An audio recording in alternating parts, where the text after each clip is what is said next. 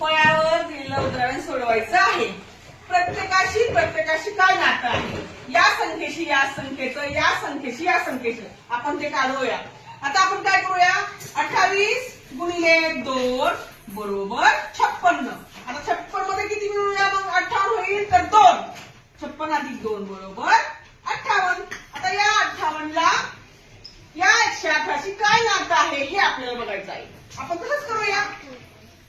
58 गुणिले 2 बरोबर 116 अधिक 2 बरोबर 118. दुसरं तसंच करूया. 21 गुणिले 2 बरोबर 42 अधिक 2 बरोबर 44.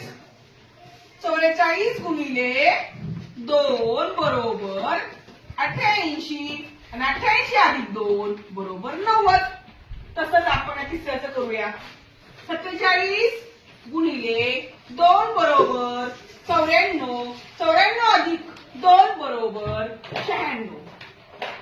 96 गुणिले 2 बरोबर 192 आणि 192 अधिक 2 बरोबर 194. आलं का? हो.